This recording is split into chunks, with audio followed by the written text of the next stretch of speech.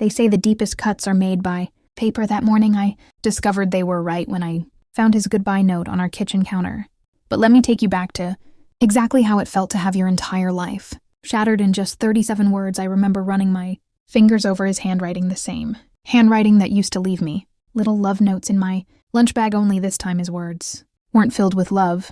They were sharp enough to draw blood you never would be. Enough I found someone who can give me what you can't. Don't try to find me, the accounts are empty. Start over, you're good at that. Aren't you, Nathan? My coffee was still warm on the counter, the morning sun streaming through our kitchen window, highlighting the dust particles in the air. It was such an ordinary Monday morning, except it wasn't.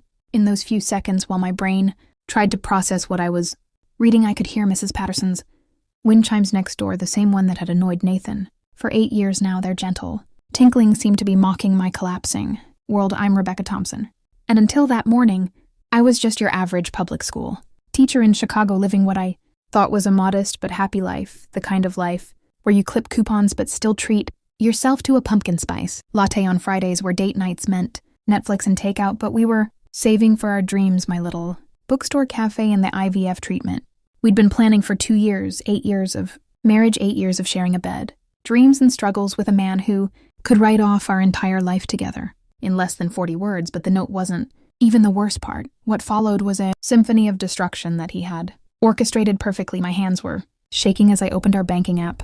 On $75,000, our entire savings gone. The fertility clinic savings, the bookstore, dream fund, even my emergency account, all vanished along with the man who had held me through 3 miscarriages and promised we'd build our family together, one way or another.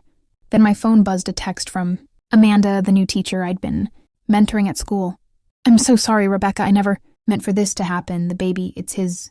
We're leaving Chicago, please. Don't hate me. Amanda, 26. Fertile, everything I couldn't be at 35, the young teacher who'd cried on my shoulder just months. Ego over a breakup, who I'd invited to Thanksgiving when she said she couldn't afford to fly home, the one who touched her growing belly in the teacher's lounge while I swallowed my pain and smiled, never knowing she was carrying my husband's child. But here's what Nathan didn't know when he wrote that note. I've rebuilt my life from nothing. Before at 20, I buried both my parents after a car accident and put myself through college waiting tables. I learned then that rock bottom has a foundation, one you can stand on and rebuild.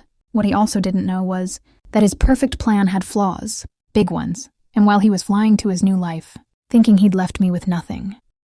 To his new life, thinking he'd left me with nothing but dust and dreams, he'd actually given me something powerful, absolutely nothing left to lose. Would you like to know what happens when you push a woman who's already climbed out of one abyss, when you mistake her kindness for weakness, when you think her quiet strength means she'll quietly disappear? Stay with me, because this isn't just a story about betrayal. It's about what happens when you underestimate someone who's already survived their worst day once before. And trust me, Nathan, Cooper was about to learn that lesson the hard way. The first week after Nathan left was a blur of panic attacks and revelations. Each day brought a new discovery of how methodically he had orchestrated our destruction, like peeling an onion. Every layer revealed something more rotten than the last. Monday, I discovered he had canceled my health insurance 3 weeks ago. Tuesday, found out he had taken loans in my name. Wednesday, learned our joint credit cards were maxed out. Thursday, realized he had been stealing from his workplace. Friday, discovered he had filed our taxes fraudulently for the past 2 years. But it was on Saturday that I found something that changed everything. While going through old boxes in our basement, searching for any financial documents I could find, I discovered a small leather journal wedged behind some old textbooks. It wasn't mine, and it certainly wasn't Nathan's. It belonged to his previous victim. If you're reading this, you're probably his next target. My name is Sarah Mitchell, and like you, I thought Nathan Cooper was my soulmate. The journal detailed how he had done this before, 3 times, each time with the same pattern: find a woman with savings, emotional vulnerability, and a big dream, spend years building trust, then disappear with everything, leaving them not just financially broken but emotionally shattered. I sat on our basement floor, my basement floor, until 3:01 a.m. reading Sarah's words by flashlight. My hands trembled as I recognized the same patterns, the way he initially love-bombed her, how he slowly isolated her from friends who didn't understand their love, how he always had a reasonable explanation for wanting joint accounts. That night, something shifted inside me. The tears dried up, the panic attacks stopped in their place. Came Something else, cold calculated clarity. You're good at starting over. Aren't you? His note had taunted. Oh, Nathan, you have no idea. I started planning not with rage, but with the same method iCal patience I'd learned from years of teaching. Rowdy 8th graders first, I needed to understand exactly what I was dealing with. I called in sick to school for a week, my first time in 5 years. Principal Martinez, who had attended our wedding, didn't even question it. Take all the time you need, Rebecca, she said, her voice heavy with pity. That pity would become useful later. Every day I discovered more Nathan hadn't just stolen our savings he'd been embezzling from Marshall's Hardware, where he worked as a manager. He had a system, small amounts spread over time, covered up with falsified inventory. Reports classic. Nathan, patient, methodical, invisible. But his biggest mistake, he got cocky in his rush to start his new life with pregnant. Perfect Amanda, he got sloppy left. Paper trails, digital footprints, small oversights that would become massive opportunities. I started documenting everything, every fraudulent charge, every forged signature, every falsified document. I might have lost my savings, but I still had my teacher's organizational skills. Each piece of evidence went into a color-coded folder system that would have made my 7th grade English class proud. The hardest part wasn't the detective work, it was facing people walking into school, feeling their whispers follow me down the hallway. That's her, the one whose husband ran off with the new teacher. Did you hear? She can't even have children. I heard he took everything. Amanda's desk in the teacher's lounge remained empty, her bright worlds. Okaya's teacher mug still in the cupboard. Every time I saw it, my stomach churned, not just with betrayal, but with an awful realization she was just another player in Nathan's game, and soon she'd learn that the hard way. 1 month after Nathan left, I received a call that would change everything. It was from Marshall's Hardware's corporate office. They were conducting an audit.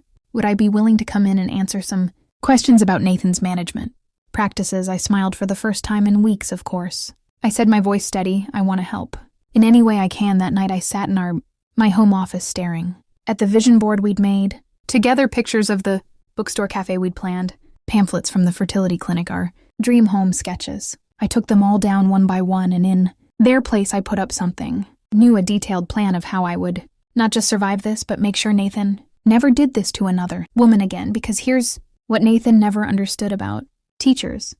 We don't just educate, we transform lives. And I was about to teach him the most important lesson of his life, but first I needed to make a call to Amanda, not out of revenge, but because she needed to know what was coming after. While she was carrying an innocent child, a child who deserved better than a father who saw people as nothing, more than stepping stones to his next con. The phone rang 3 times before she answered.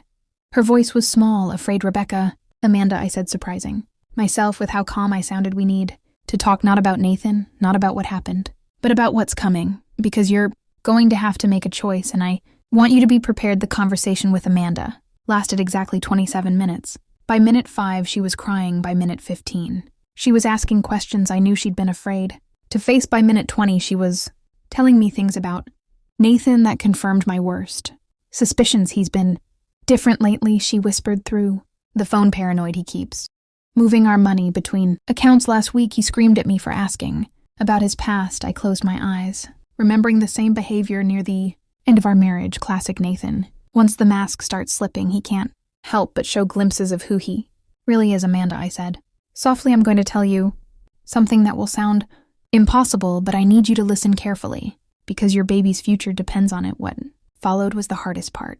Telling her about Sarah's journal, about the pattern, about how she wasn't his salvation, but his next mark. Could hear her breathing change as reality crashed into her. Fairy tale, but he loves me, she protested weakly. He chose me like he chose Sarah, like he chose me, like he chose Jessica. Before that, I paused, letting it sink in. He doesn't choose people, Amanda, he selects targets. The turning point came 3 days later. I was grading papers at my kitchen table when my phone buzzed with a text from an unknown number. It was Sarah Mitchell herself. She'd been monitoring Nathan's patterns, waiting for his next victim to surface.